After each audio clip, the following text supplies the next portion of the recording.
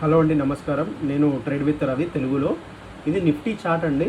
నేను లాస్ట్ వీడియోలో చెప్పినట్టయితే market gap up open అవుతుందని చెప్పాను. గ్యాప్ అప్ ఓపెన్ అయింది. అది 10 పాయింట్స్ లెవెల్. ఈరోజు ఆల్మోస్ట్ 250 పాయింట్స్ మనం నిఫ్టీలో క్యాప్చర్ చేశాము.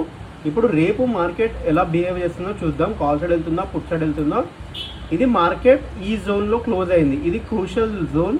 ఎంత 24,200, 24,158. ఇది crucial zone.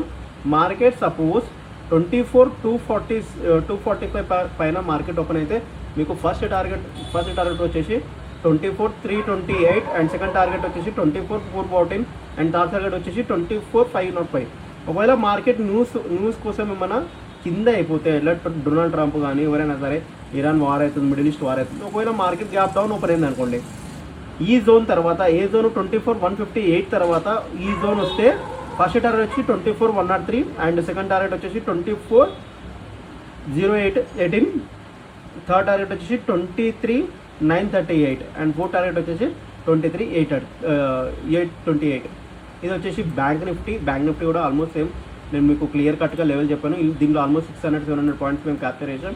Up side market open అయితే మార్కెట్ 56,300 ఓపెన్ అయితే ఫస్ట్ టార్గెట్ వచ్చేసి మీకు 56,400, సెకండ్ టార్గెట్ వచ్చేసి 56,550 అండ్ థర్డ్ టార్గెట్ వచ్చేసి 56,603 అండ్ ఫోర్త్ టార్గెట్ వచ్చేసి 56,790.